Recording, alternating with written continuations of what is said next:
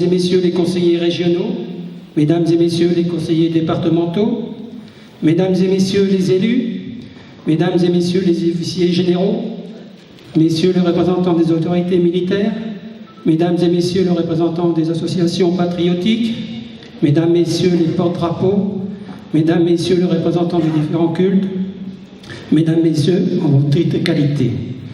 J'ajouterai également le corps enseignant des écoles primaires de l'école de Fréthun et tous les enfants qui étaient là. Aujourd'hui, 14 septembre 2019, merci à vous tous, réunis à l'occasion de la commémoration de l'OTAN et à ses 70 ans d'existence. Le cœur serré aussi en pensant à ceux qui nous ont donné leur vie sous la bannière de l'OTAN. Embrasser la carrière militaire, c'est accepter le danger. C'est parfois tuer pour ne pas être tué. C'est accepter de donner sa vie pour la mission, pour son pays, pour ses compatriotes. Ceux qui font ce choix le savent, vous le savez. Mais on ne s'habitue jamais, on ne se résout jamais à la mort d'un camarade. S'il était possible de dire sautons cette époque et passons directement à la suivante, c'est pas le cas.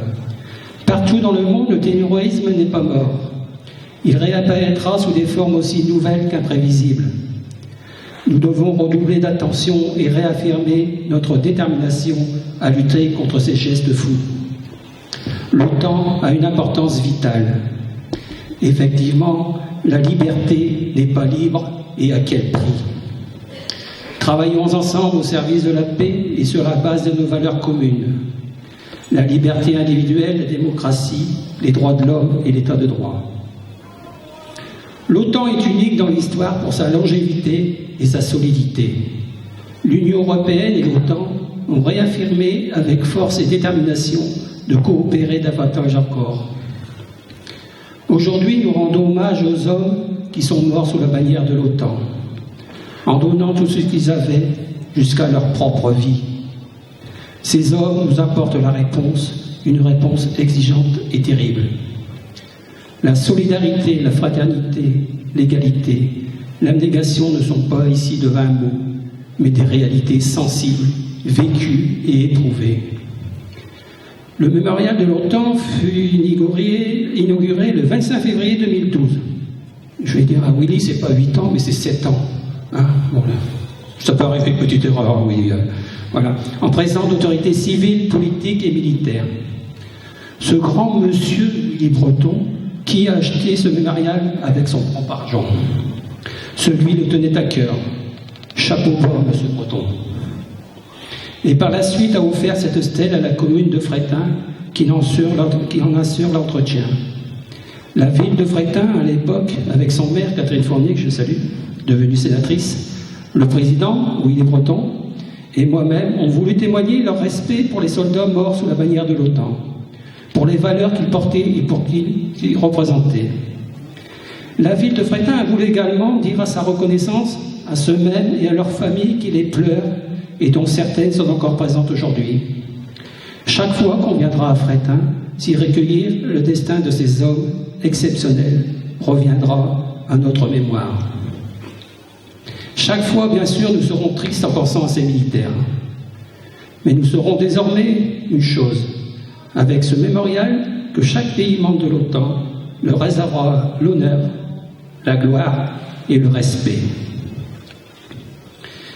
Je voudrais remercier sincèrement du fond du cœur Monseigneur le Prince de Monaco qui a bien voulu faire connaître notre belle région, notre agglomération, notre commune. Et sachez que c'est un honneur pour moi de vous recevoir dans ma commune, et je dirais même un honneur partagé.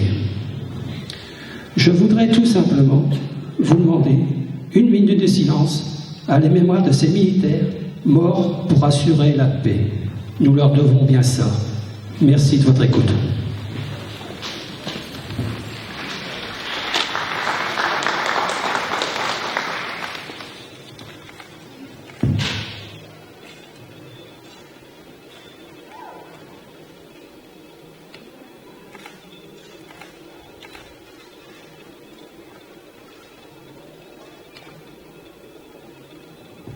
Je vous remercie beaucoup. Je vais passer la parole à Willy. Merci monsieur le maire.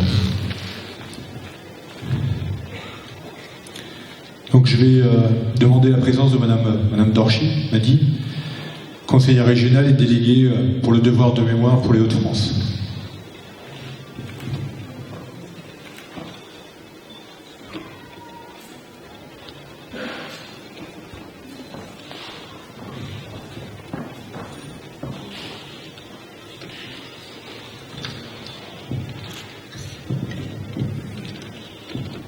Monsieur l'ambassadeur, messieurs les attachés de défense, madame la sénatrice, monsieur le maire, mesdames et messieurs les conseillers régionaux, départementaux, municipaux, messieurs les officiers, mesdames et messieurs les anciens combattants, mesdames et messieurs les présidents d'associations, mesdames et messieurs les porte-drapeaux, les enfants aussi. Tiens, à les saluer et Enfin, j'ai été très admirative parce qu'ils ont été très respectueux, très patients. Et c'est toujours un plaisir de voir les enfants partager avec nous cette mémoire respective.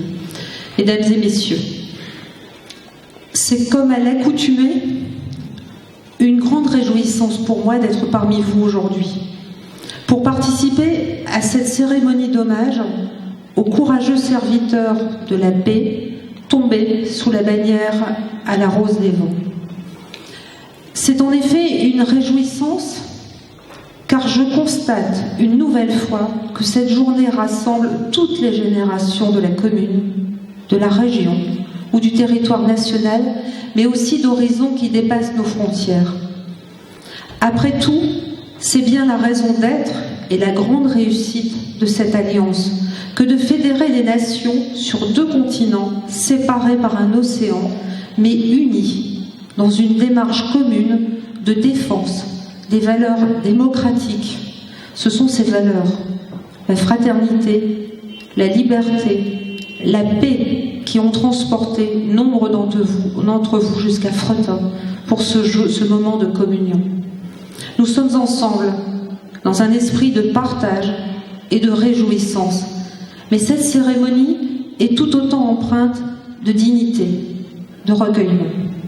Depuis presque 30 ans, l'Alliance Atlantique est intervenue sur de nombreux théâtres d'opérations dont certaines ont déjà marqué l'histoire contemporaine par la violence et leur retentissement géopolitique.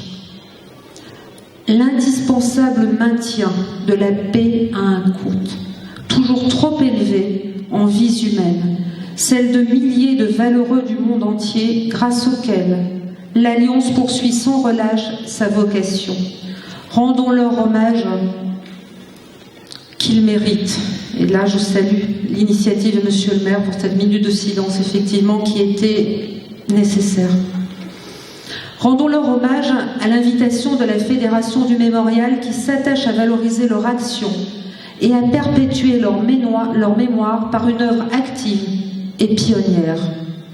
En inaugurant le premier mémorial européen dédié à l'OTAN, en menant de multiples actions citoyennes et culturelles, en mobilisant enfin un réseau dynamique de correspondants internationaux et associatifs, la Fédération de Monsieur Breton fait surtout œuvre inspirante et féconde. Elle nous montre que réjouissance et dignité ne sont pas à opposer, puisque ce sont 2 sentiments profondément unis par l'espoir. Depuis sa création, l'OTAN est la cible de critiques et fait l'objet de débats et divisions internes qui ont pu affaiblir ou entraver son action. Mais à tout prendre, nul ne peut contester que cette action a durablement servi à préserver le monde d'un nouvel embrasement. Par nature, une telle organisation, large par ses membres autant que ses ambitions, connaît des divergences et des oppositions. Celles-ci ont le mérite de faire vivre et de la forcer à s'adapter constamment aux nouveaux enjeux d'un monde qui ne peut plus être lu à la lumière de la guerre froide et de l'opposition classique d'armées régulières.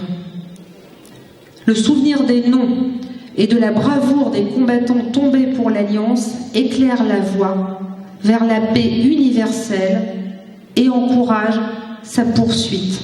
C'est cela, le sens du devoir de mémoire qui nous réunit aujourd'hui. Je vous remercie.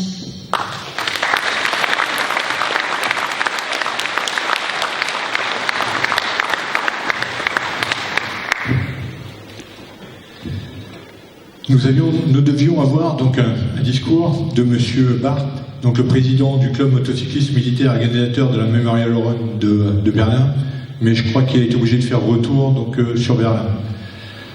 Je vais poursuivre donc et je vais laisser la parole donc à Madame Fournier. Donc si elle peut me rejoindre s'il vous plaît. Et puis je vais lancer un petit message.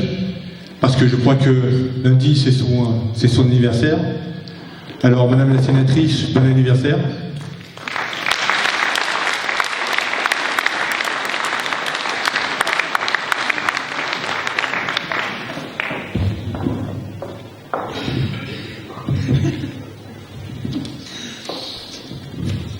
Je ne vais pas vous dire ce que Monsieur le Président Breton vient de me dire. Bien. Monsieur le maire, Monsieur le Président, Madame la conseillère régionale déléguée, Monsieur l'ambassadeur, Mesdames et Messieurs les élus, Mesdames et Messieurs en vos titres et qualités, Mesdames, Messieurs, nous sommes réunis ensemble en ce 14 septembre 2019 à Fréthun en mémoire des soldats blessés ou ayant laissé leur vie pour des opérations menées sous la bannière de l'OTAN. Pour préparer l'avenir au mieux, il est important de bien s'approprier notre histoire. Comme le disait Winston Churchill, un peuple qui oublie son passé se condamne à le revivre. Cette organisation du traité de l'Atlantique Nord est née le 4 avril 1949. Au lendemain de la Seconde Guerre mondiale, voici 70 ans. Sa création fut l'aboutissement déjà à l'époque de longues négociations entre les 7 pays fondateurs qui sont la Belgique, la France, le Luxembourg, les Pays-Bas, le Royaume-Uni et outre-Atlantique, le Canada et les États-Unis d'Amérique. L'organisation sera bientôt rejointe par d'autres nations pour compter maintenant jusqu'à 29 membres avec l'adhésion du Monténégro en 2017. Aujourd'hui, avec la création du partenariat euro-atlantique qui permet d'élargir la coalition, ce ne sont pas moins de 50 pays qui travaillent à relever les défis sécuritaires toujours plus nombreux. Il est primordial de rappeler que l'OTAN n'intervient qu'à la demande des pays. Vous l'avez tout à l'heure dit, Monsieur le Président, mais je tiens à le rappeler. Elle a pour principe essentiel de porter une alliance défensive, protectrice à l'égard de ses membres, mais jamais offensive à l'encontre d'autres nations. Nous avons suivi ces actions et nous les suivons encore dans les Balkans, avec l'Albanie, en Afghanistan, en Irak, en Ukraine, en mer Méditerranée, avec l'Union africaine. Je ne pourrais pas tous les citer. Maintenir la paix, c'est aussi combattre la violence et se fait parfois au prix de la vie et de la vie de nos soldats. L'actualité nous rappelle quotidiennement que le maintien de la paix est une tâche ô combien difficile mais primordiale pour conserver nos valeurs et notre modèle de démocratie. Les discours d'opposition prêchant un monde meilleur sous couvert de despotisme et toutes les idéologies totalitaires qui en découlent permettront toujours à certains dirigeants ou responsables de mouvements terroristes ou chefs d'État d'accéder au pouvoir. En exacerbant les individualités, le repli sur soi, ils isolent pour mieux diriger, avec pour conséquence des violences et voire des conflits, et pour victime la population civile, souvent les plus démunis. C'est notre rôle à chacun à notre niveau de les combattre et de s'unir pour se donner les moyens d'agir. L'OTAN fait partie de ces moyens. Cette organisation consiste à assurer la liberté, la sécurité de tous les membres qui la composent par des moyens militaires, nous l'avons dit, mais aussi par des moyens politiques et pacifiques de coopération et de partenariat. Vous avez dit, c'est la 8e manifestation, mais cela fait 7 ans que ce mémorial a été édifié à Fréthun. Pour ma part, j'en suis très fière, puisque c'est le seul lieu en Europe, et vous l'avez dit, qui permet aux familles de victimes de se recueillir et à nous, citoyens, de témoigner notre reconnaissance à ceux qui nous ont quittés pour défendre cette paix. Ce sont des valeurs fondamentales de préservation de la paix que celle de l'OTAN. Nous y souscrivons et soutenons ceux qui y participent. Cette manifestation qui nous rassemble à Fréthun autour du mémorial, c'est elle qui fut réalisée, et monsieur le maire l'a dit, grâce à des fonds privés. Je fais preuve de plus de discrétion. Donc, je voudrais à ce stade symbolique du chiffre 7, que je place d'ailleurs sous le signe de la renaissance d'un cycle, adresser mes plus sincères félicitations et remerciements au président Willy Breton, président de la Fédération du Mémorial, et tous ses membres qui animent de façon volontaire, avec beaucoup de conviction, les manifestations qui ont également vocation à expliquer l'OTAN. Pour animer cette cérémonie, les carabiniers de Monaco nous font l'honneur de leur présence. C'est un immense plaisir que de vous accueillir, messieurs, à Fréthun. Vous représentez son Altesse Sérénissime Albert II de Monaco, qui a donné son accord pour votre participation. Monsieur l'ambassadeur, c'est un grand merci que nous nous permettons, par votre intermédiaire, d'adresser à son Altesse. Vous en serez notre messager. Tout cela, toujours grâce à monsieur Breton et toutes ces personnes de bonne volonté et toutes ces collectivités, tous ces dons qui nous permettent de poursuivre ce devoir de mémoire. Au fil des années, les interventions militaires organisées sous la bannière de l'OTAN ont généré des séquelles physiques, psychologiques, cela a été dit, mais aussi des morts au cours des opérations menées pour nous protéger. En ce jour, nous sommes tous ici, présents à Fréthun, pour rendre hommage à leur mémoire, autour de ce monument, certes, anonyme, mais où chaque drapeau rappelle la nation de ces soldats. Car ces militaires se sont engagés pour servir d'abord leur pays, qui lui-même les a chargés de les représenter au sein d'une coalition plus large, au nom de ses valeurs communes. De l'anonymat, il passe à la postérité. Chaque nation doit se souvenir de ses soldats disparus, parce que chacune de ces familles